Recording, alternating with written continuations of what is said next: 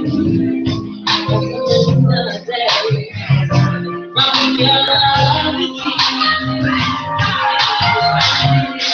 came back to let you know not a thing for you. And I can't let go. It's Thursday night, beautiful people, and you are tuned in to Platinum Convos with Elle Montague. Yeah, that's me at Intellectual Radio Studio, streaming live with iHeartRadio. This is a catalytic radio talk show promoting healthy living, freedom, and transformation. Last week, we talked about our diets and how we can free ourselves from disease, cancer, heart disease, and diabetes.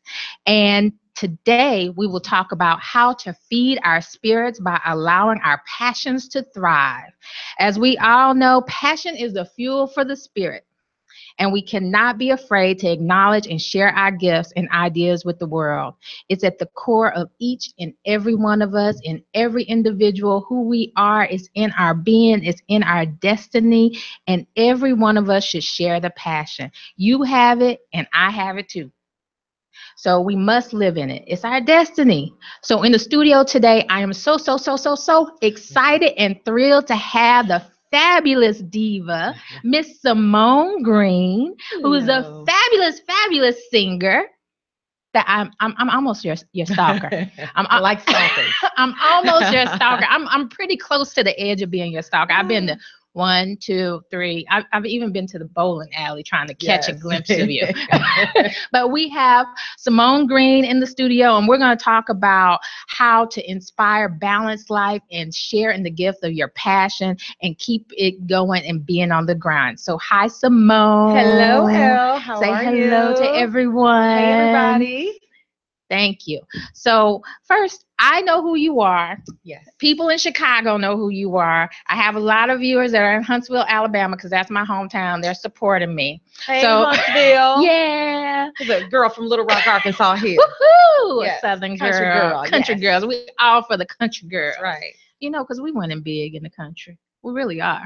We really are. Yes. We have to give props to the country girls. Absolutely. Not to say anything about city girls, but, Right. you know, country girls, Southern belles are in my heart. So let's just give a brief introduction from your perspective of who you are and what you do, so everybody knows. Okay. My name is Simone Green, originally from Little Rock, Arkansas. I've been in Chicago just about 20 years, and 20 years that I would have lived here. By day, I am director of a legal staffing company. Only place I've ever worked in 20 years. Really? The only company I've ever worked for 20 years. And by night, I'm a singer, dancer, tap dancer, all of that. You do all of that. I've seen you do all of that. Wait a minute. I don't know if it's tap dancing. It's a little bit of grind. That's like a little bit of Caribbean grind. You got hip swaying. You got little sexy grown folks business. Yeah, I've seen it. I like it. So tell us first. You still have your day job. I do. And then you're doing gigs at night. So how did you get into being like the legal profession? Did you go to school to be a paralegal? No. How did you find this? I absolutely fell into it. So I went to college at the University of Iowa. Mm-hmm. Go Hawkeyes, Big Ten football. And in college, I was singing with a band. With another singer, one of my best friends, Joan Ruffin. She's an actress too. And I always had a side hustle. Now, this is a long story. I want to hear it. We have time. We got a whole hour. Always had a side hustle. And in college, my side hustle was doing hair. Oh. So, this was the early 1990s. There really weren't any Black beauty salons in the middle of the cornfields in Iowa City. So I would do my own hair, and other people would be like, well, can you hook me up? And it just kind of turned into a little small business out of my home. Well, every year you'd have these graduate students, law students who would come in total shock that there was nowhere to get their hair done. So started doing this girl's hair named Tiffany. She was a law student from Chicago. She's just like, yeah, I know you guys sing, and my cousin is a producer in Chicago. And we'd cut this little CD and She's like, I can pass it on to him. You never know what could happen. And, I'm like, everybody always says they know somebody, or my uncle is, the president of this and that. You're going to get the hookup. Right. So I'm just like, yeah, of course. Here you go. Thought nothing of it. Well, her cousin called. Turned out her cousin was Maurice Joshua. And I mean, he's a Grammy Award winning producer, writer, house music, very well known, not just in Chicago, but globally, DJing. And so he's like, I'd love to meet you guys. Why don't you come to Chicago? Let's just kind of vibe, see if how it goes. Right. So we came, met him, vibed a little bit. It went well. And so several weekends throughout the month, we'd come back, record a little bit, go back to college. And eventually he's just like, man, I need you all here full time. So we were not done with college yet. We were taking the scenic route, taking our time. And you took the chance. I took the chance. I did. Viewers, I did go back and finish and get my bachelor's degree. And good ending to that story. But I left college with 1 semester left. Wow. And trying to pursue my dream, I figured, I'm 23, 24 years old. I'm sure your mama and daddy had something to say about that. They weren't the happiest. Mama and daddy were like, no, moaning and groaning. Not the happiest, but I left to pursue my dream. And all I really wanted to do was sing, truly. So I came here. We started working together, met some other producers. The working relationship kind of fizzled and, no drama or anything. It just didn't work out. And I stayed in Chicago. So after moving here, I'm like, I need a job. So these are the days rather when you would pick up the Chicago Reader, no internet or anything like that to try to find a job. I found this little company in the Loop that was looking for a receptionist. Oh, wow. I went in, I faxed my resume, first of all, faxed my resume in. They called me. I went in for an interview maybe the next day or 2 days later. Had on all black. I never forget, my little hair slicked back. And I interviewed for 3.5 hours to just answer the phone. 3.5 hours. They were grilling you. Right. It was a small company. I think they only had 8 employees. I'm like, wow, I have met everybody to just answer the phone. But okay. So I ended up getting the job. And the company is a legal recruiting firm. They do attorney recruiting. So I'm answering the phones and, I'm very inquisitive. I always ask questions. Well, why is this? Why is that? And what makes this a good resume? And how do you pronounce this law firm? And what ranking or what tier is this particular law school? And what is patent prosecution? All these different things. So I'm learning and I'm picking up stuff. And my responsibilities grew. They started giving me more money. I mean, I was just answering the phone, but I had all these additional responsibilities. But we'd all frequently get clients who would call and say, hey, we're not looking for a lawyer, but we're looking for an executive assistant or a real estate paralegal or marketing and business development professional.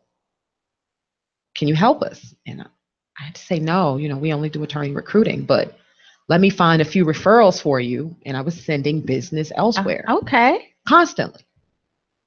And then we started getting But you were still making good connections doing that. Right. That's always a positive. Yeah. Then we got in a lot of non-attorney resumes. And one day I told the president, he came in, I said, you really should think about starting a staffing division. He said, well, come up with a business plan. He put it on you. You. I think I can do that. Put it on the table. I mean, and truly that's how it started.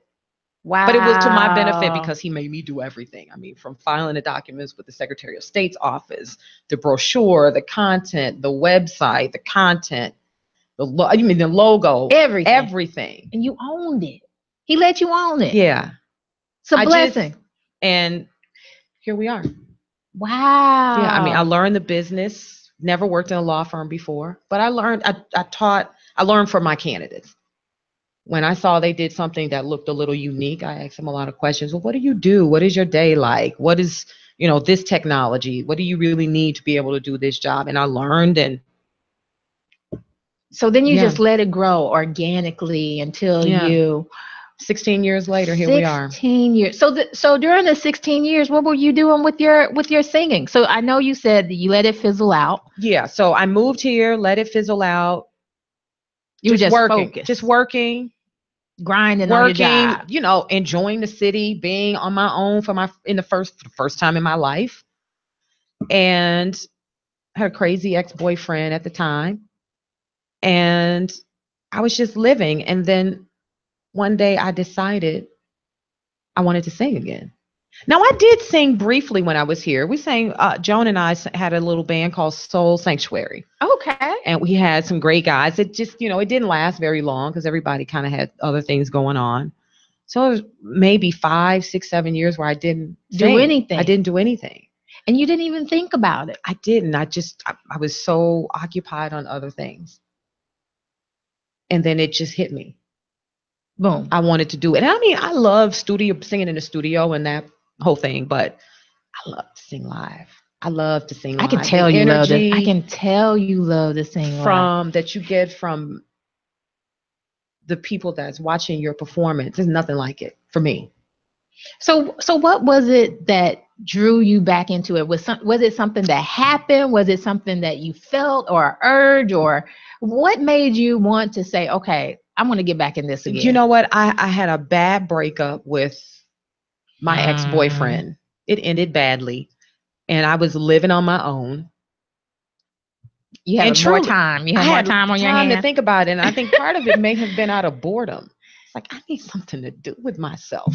I mean, just, you know, I don't have any kids, so it wasn't like I had to come home and take care of kids. I just have a cat that I've had for almost 18 years. And I got the newspaper one day. Here we go again with the newspaper. And started looking for bands, looking for singers. What? Now that's how badly I wanted to do it. And I didn't care who it was. Someone who's looking for a singer. That is so random. That's exactly what I did. You were just willing to put yourself out there to anybody. Yeah, because I know it takes time to kind of build your chops up again for performing that much and on a regular basis, in addition to working a 9 to 5. I needed to just get back out there, start learning new material and being able to learn songs off the cuff or fill in wherever I needed to. So I found this band. This guy named Chichi Rodriguez, and the name is the band. You can't even remember now. Oh gosh, it hasn't been that long.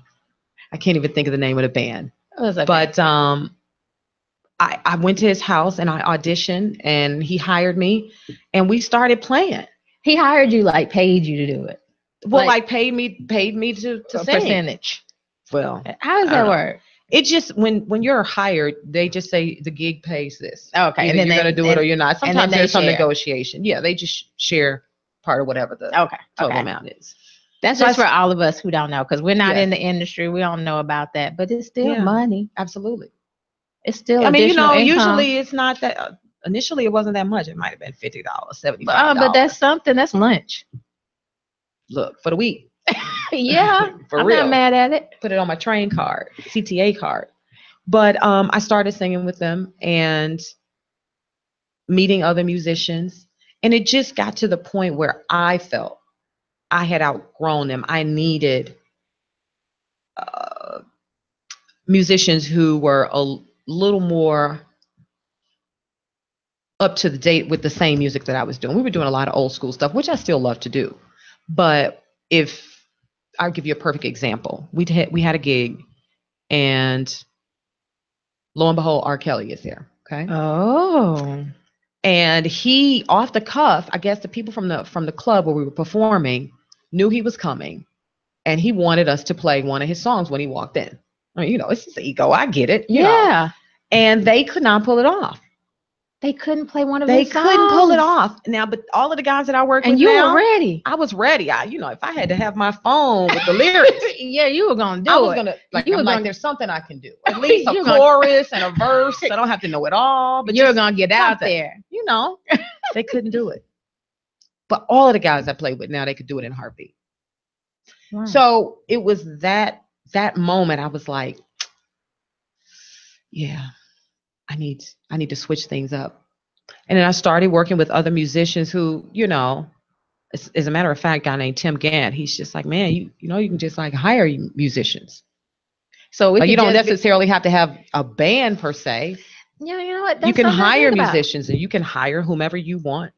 You don't have to just join somebody else's group. It could be Right. you, Right. and you have the band. And that's exactly what I So did. you didn't even think about that before. Hadn't even really given it any thought. So when he gave you that idea, what did you? How I did took you? it and I ran with it. You just took it and ran with it. You I didn't took it even and ran say with it. What? I took it and ran with it. And just because I'm not from Chicago, I wasn't entrenched in the legal, that's my daytime hat, in the music community like that. Because I worked. I couldn't go to the jam sessions and things like that. I didn't have a car. I had to be at work. And keep my job so I could eat. It's hard in Chicago anyway, because people are it's very cliquish. Cliquish. That's what I was gonna say. Very cliquish. If they don't know you, they're not letting you in. They have to get to know you first. So it's like they're not sharing information with a lot of outsiders, especially the Southern girls. Yeah. So I mean, just kidding.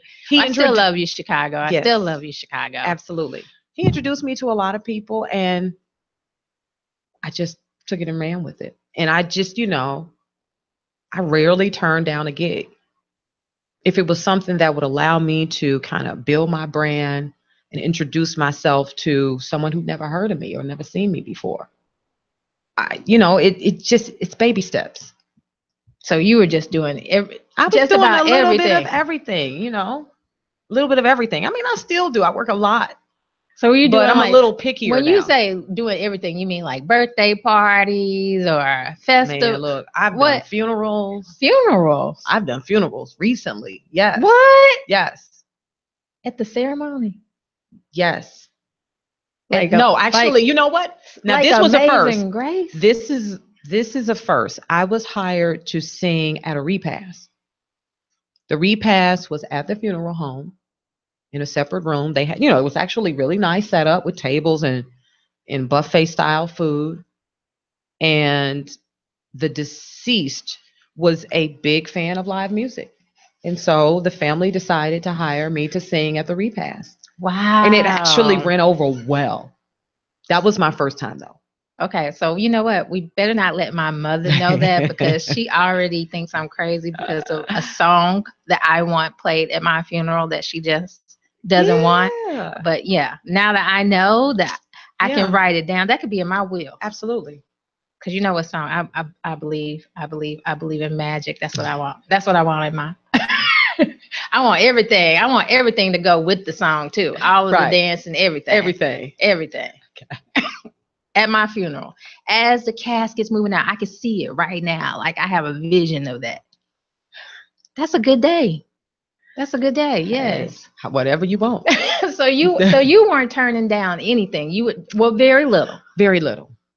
Very little. Because again, I'm not from here. I didn't know a lot of people, and no better way to do that than to just get out there and do it. And so then it's just been ramping up ever since then. Absolutely. So what are you doing now? Like how many gigs are you doing per week? Or it varies. I mean, usually at least one. Okay. One, but I'd say on average 2 to 3 a week. 2 to 3 a week? 2 to 3 a week. Yeah. I can imagine too in the summer. In the summer months. I mean, it's a lot because you got weddings and so many celebrations and outdoor events and parties and 2 to 3 a week. 2 to 3 a week. And you're working full time. Yes. And you have a relationship. Yes. Hey, honey, love you. So let's talk a little bit about that, like balancing this relationship. So, child, it ain't easy. So you are a newly married woman. Yes. Yeah. You can't be out there in the streets no more, for real. Not without him. Not without him. You're a newly married woman. You are a wife now. Yes. How long have you been married? About a year and a half. A year and a half. Yeah. Newlywed still. Yeah, very much. It's so nice, romantic. Yes. I remember those days. So long ago. But yeah, I still remember them. So what are your challenges with balancing being a wife now? And then you have your job that you're just like, you're doing everything with this job. You're a rock star at work, and then you're a rock star on the stage, literally. And then you got to be a rock star at home. Yeah. Yeah. So how is that, what are your It is a lot of hard work and focus. I mean, I live with my calendar. I mean, there's no other way for me to function. Having a job that requires a lot of scheduling and organization and changes happen all the time. Same thing with these gigs. I mean, I may hire musicians and something changes, they get a sub or so they are can't you do doing it. all of this yourself? Yes, you I don't have a manager. I don't have a manager or an agent. I book my own gigs. I book my own bands. I negotiate. I write my own contracts. You're doing the whole your lineup, making sure the rehearsals, everything happen, making sure you talk to the people at the event. Yes. You getting your money. Yes. You're doing all of that by yourself. Yes. Seriously. Yes. It's a lot. And I've been saying for 2 years, I need to hire a personal assistant or a business assistant or a manager, an agent. I'm like, anybody out there, call me. Yeah. It's hard. And then you got home life, whereas you're not just managing you, but you got another person there. Yeah. So I would imagine that cooking and I don't do a whole lot of that.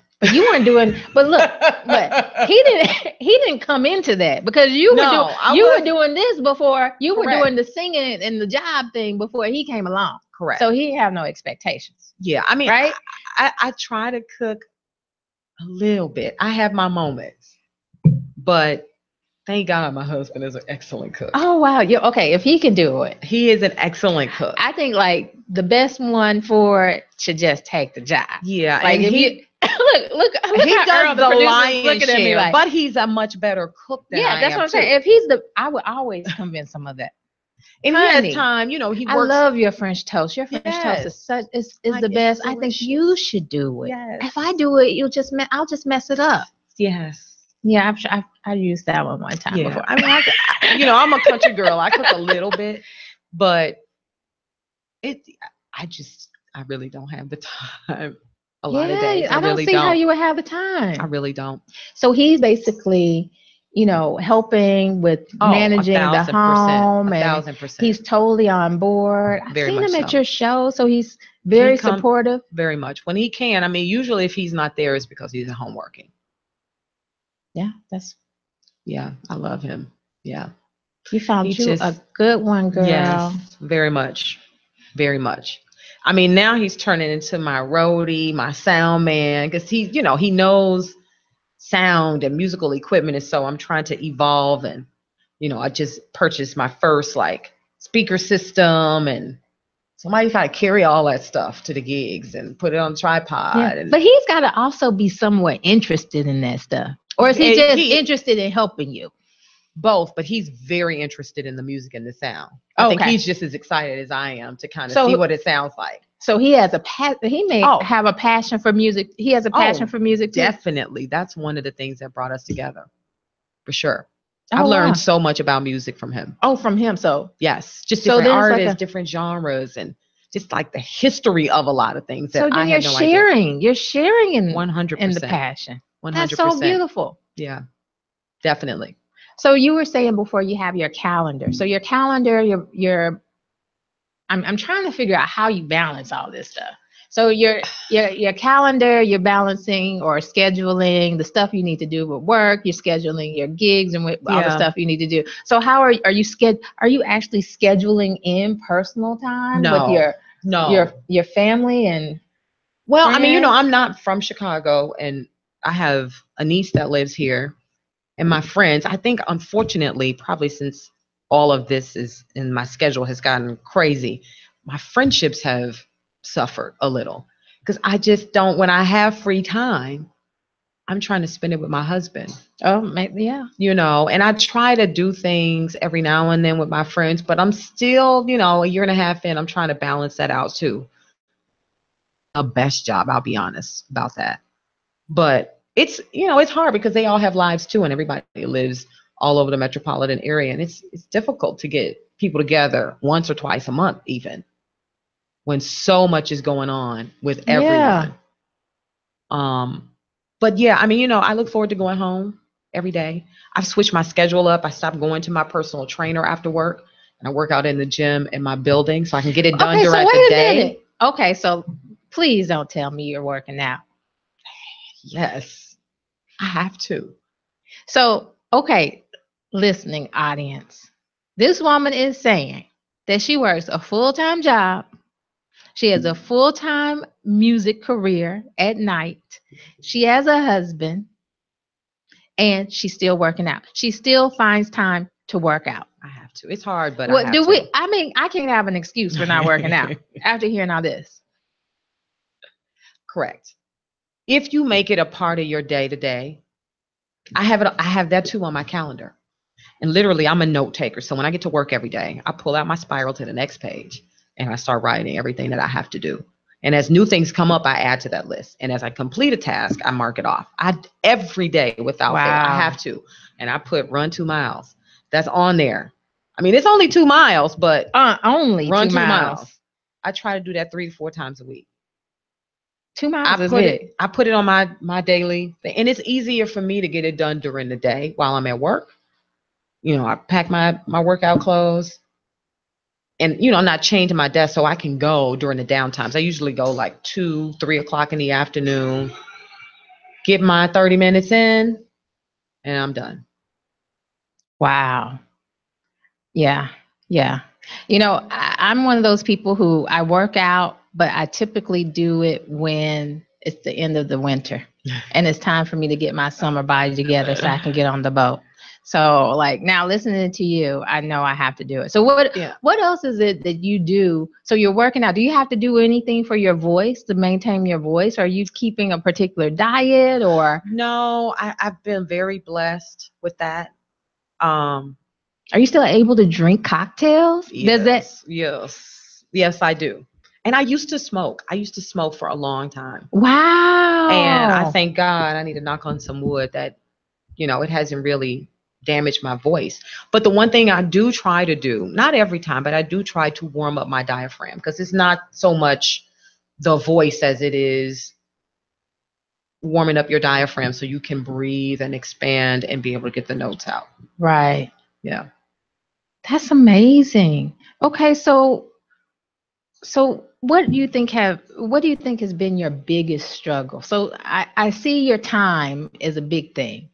Yes. But what is the biggest struggle that you have to keep yourself going? Like or to keep yourself motivated?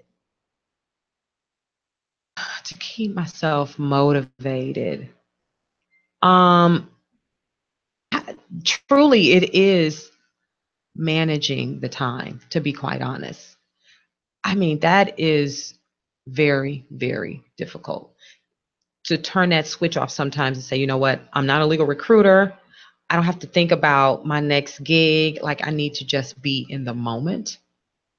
That, and not necessarily to keep me motivated, but one of the challenges is honestly like the appearance side of it, just the constant hair and nails and lashes I and know. And you look beautiful. Thank you. And what are you gonna wear? And you know, is my stomach looking fat in this? And it just that being able to keep up the wardrobe is a challenge. I mean, I love to shop. But it just takes time. It takes time to do your hair and your makeup all the put time. it all together. And you're doing it yourself. Because like the celebrities, they have somebody to come in their home. Right. I mean, I have a hairstylist. Hey, Tanetta Blackman, love you. That I've had for 15 years. That does my hair. Does she come in your home? No. But you still gotta travel out to her place, sit over there. Oh yeah. Right now, so yeah. It's not like you close your eyes and your hair is done. Right. No. I mean, just, you know, constantly getting that stuff done. I mean, not only is it expensive, but it's hard to find the time sometimes because of my schedule. Right. To get it all done. And then that's taking time away from you doing something else. Right.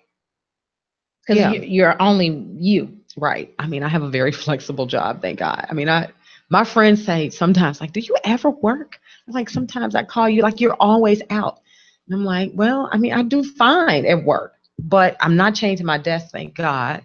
So I can run out and go get my nails done. I mean, I'm a creature of habit, so I've been going to the same place to get my nails done a block from my job for 15 years. Oh, wow. Actually, more like 17 years. And you're just sticking with that because that's what works. It works.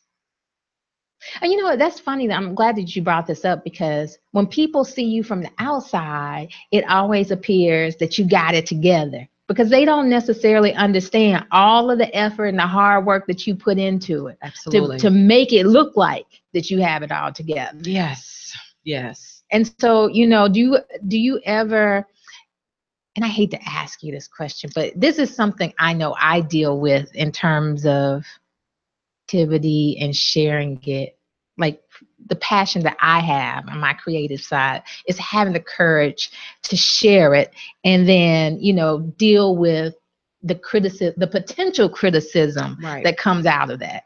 Like, so do you ever have any feelings of anxiety that if you share some new songs or you share a new piece or you share something original, how it may be received by your audience? Absolutely. But honestly, I think I'm my biggest critic because what I hear in my head, and well, two things. If it doesn't sound good in my head, and if I can tell that the audience is not feeling whatever it is I'm doing, I'm probably not going to do that song too many more times. I mean, if it was an off night, I may try it again. But if I try it a few times and it's just not resonating with people, I'll usually move on to But it. you seem like you just always start. Like, so from the story that I've heard from the beginning, when you were doing hair Hmm. way back Way when back when, in yes. Arkansas, anything that came your way, you just did it.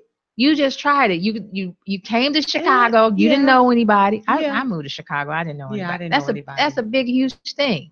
Then you got this job, built it. You didn't say no, or you didn't have a No, lot of fear to just get started in doing something that you didn't. and I think I owe a lot of that. I mean, I think it's innate. First of all, I think that's just who I am. Because when you said that, I started thinking back to my childhood. I always tried to do something new and different. And a lot of times my parents didn't have to push me. I told them, "Hey, I'm doing this pageant, da da da da da da da da, or I want to try this." You weren't I've afraid to try. right. I ran track. That was what I was known for growing up. Is I could run, but literally I lied and said I was 2 or 3 years older than I was so that I could run for the YMCA. Oh I mean, we wow. might have been 6 and you had to be 8. I And so mean, you wanted the challenge. yeah, I wanted to run. I was like, I can run with them. And I did. I used to win all the time. But that's just part of who I am. And my mother always suggested things. Well, did you ever think about such and such? And I'd be like, no, I didn't. She's like, well, you may want to just see. And I would, and it would end up working out for me. Whether it was running for something or going to boarding school or, just whatever it Boarding. You went was. to boarding I went to school? boarding school. Away from your parents. Briefly, yeah. Yeah. See, Wow. my So mother you have a worked. huge story. Yeah, I have a little interesting story. Yeah, a little bit. So all of this is like shaped you. And I love this. I actually Definitely. love this because I had a friend of mine to say to me, he actually has a career in IT and computer programming development, something like that, a tech job. And he said to me, I'm really interested in cutting hair. I watch a lot of hair cutting videos on YouTube. I want to do something artistic like with hair. And I'm like, okay, you want to cut your own hair? No. Cut my beard. Do you want to cut your friend's hair? No. Do you want to go to school? No. Why not? I'm not sure how it's going to turn out. And I feel like there's a lot of people, so many people that want to do something Hmm.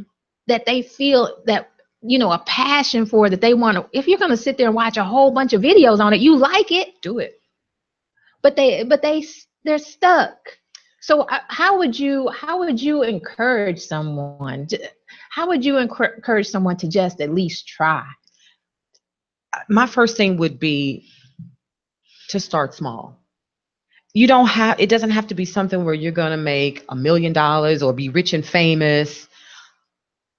Just do it. Just think of small steps of just kind of starting. If Like you said, if he wants to cut hair, maybe he can offer to cut his friend's hair. He can look into a part-time barber school, and it could be his side hustle, and then eventually your side hustle turns into your main hustle. Right. You can turn the computer program into a side hustle. We need more than one hustle. We have already discovered it. 2 or 3. We have a president now. I'm not even going to say it's on the president. I'm not going to put it on the president. 45. Let's just say we have an economy now that is unstable. One person with one job is just not enough. No. If you can get 2, 3 jobs, I'm not going to say I got 4 fingers up and I'm counting 3. But, we got to have multiple income streams coming in, and you're only one person. So if it makes sense to me, if it's something that you like to do, that you love, that you don't mind doing in your sleep, that you figure out a way to make that lucrative and make some money off of it, even if it is $50, $100 at a time, starting out small. Absolutely. Because every dollar counts. Yes. And not only that, just being able to do gives so much self-fulfillment. It feels so good to be able to do what brings you joy. Yeah. I just, you really cannot put a price on that.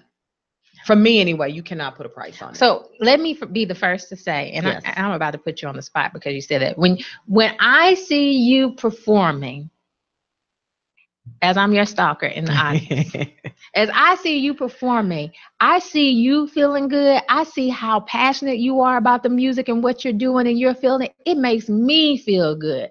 And when I look around, I see other people feeling good. So it's like contagious. Yes. So when you open up and share your passion, you're not just doing it for you, but you're doing it for everybody. Absolutely.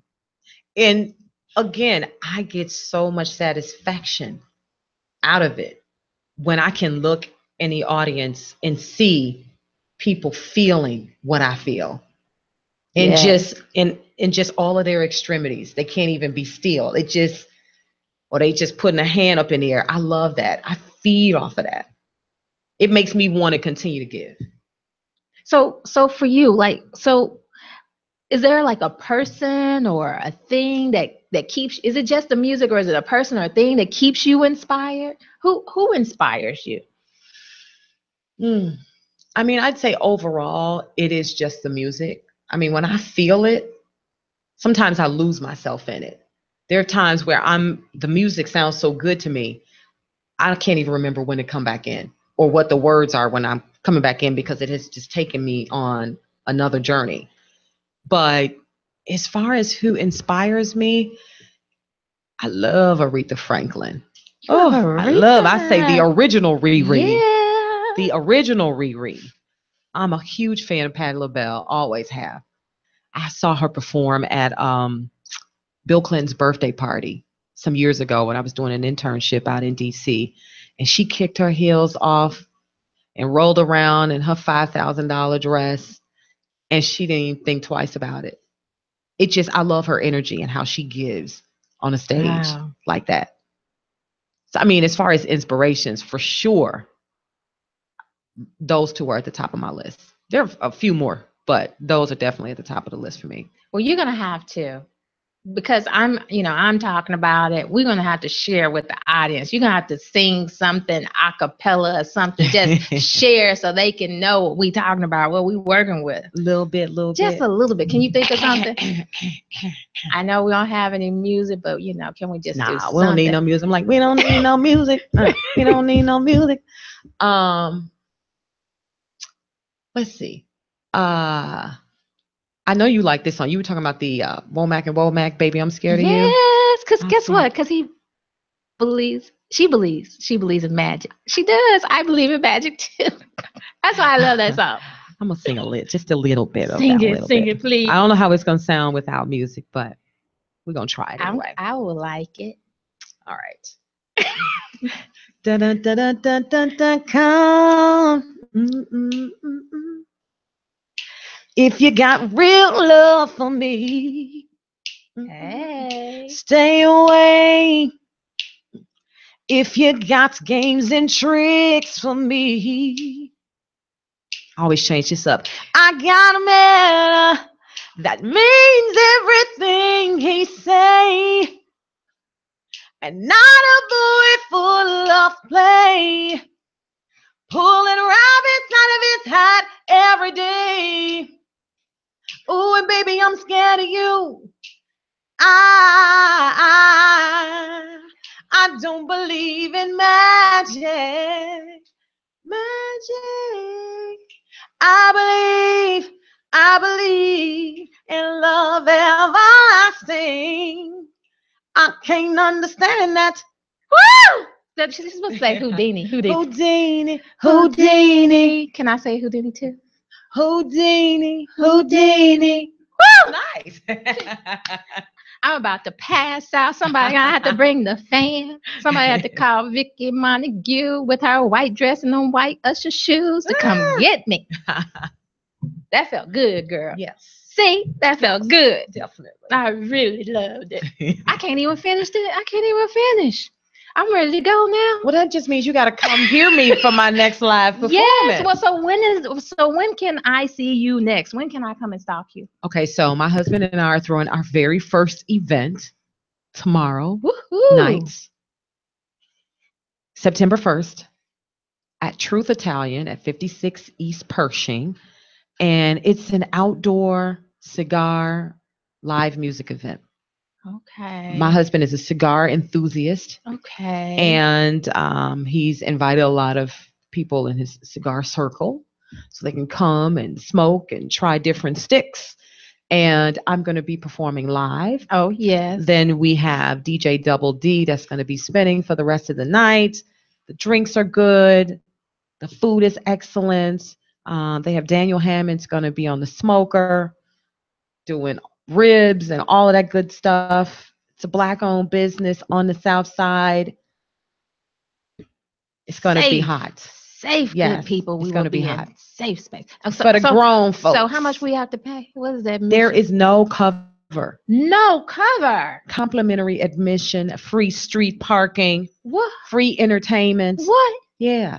You just need to come. So how can we miss that? This is the holiday weekend. Absolutely. It's a holiday weekend. Great way to kick off the Labor Day weekend. Wow. You know, I'm going to be there. Yeah. Tomorrow, be there. 7 p.m., 2 a.m., live band, DJ, food, drinks, sticks, beautiful people. We can't miss it. South Side. We can't miss it. Truth Italian, 56 East Pershing. Come on out and have some fun with us. Definitely will get that. So you have to share like a flyer. I think I shared a flyer. Yeah. So if you forget this and you're in Chicago, if you're somewhere else, just fly into Chicago because it's well worth it. Yeah. Admission is free. You can do it. Get your way here. Absolutely. Just come on down. It's the holiday, and then check out this beautiful woman, singing diva. Yes. And check me out on Simone Green Live on all platforms. Yes. Simone Let's do that. Green Live. Okay. I know we're about to end the show, but I do have just one more question. Yes. One more question. So we talked about on the first show we had with Platinum Convos, awakening and activism. And I like to ask all of my guests what it is that they would like to do for the future and how they would like to inspire people for the future. Or even with this particular topic, what would you want to leave the listeners with to and motivate them? Right. And moving forward. You know, I am a country girl from Little Rock, Arkansas. I'm 45 years old. And I am a testament that it is never, ever too late to follow your dream and your passion. As long as you are able to do whatever it is that God has gifted you to do, it is never too late. Never. And it's not about fame and fortune. It's truly about, and I know it sounds like a cliche, but living your life's purpose. The gratification in that it wells up in me so much. I can hardly express it. It feels so good. There is nothing better in life. And if you're struggling with, depression or just is follow your dream and your passion, and I can guarantee you your life will change for the better. Yes, I agree. Thank you so much for You are that. very Thank you so welcome. much. Thank I want you. to thank you for coming. I appreciate it. Thank you so much for having me. Yeah, so we're going to wrap up. This is Lakita, and I think, oh, that's not my name. My name is Elle on this show. I just told the wrong name, but I know. El Montague. I know. That's who I am. But as we wrap up, but I want to leave with this. Let's truly live the way we were designed in our destinies. It will fill you and feed your spirits, and it will connect you and feed others around you. Just don't be afraid to share. Don't be afraid to get out there and start that car wash, start that new business, start you some fat tummy water. Whatever it is that you feel encouraged to do that's within you, get out there and do it and share and work hard and grind. So thank you for this episode of Platinum Convos, Passion on the Grind, and thank you, Simone Green, for joining us. And tune in to us next Thursday at 8 o'clock, and we will talk again. Have a good night.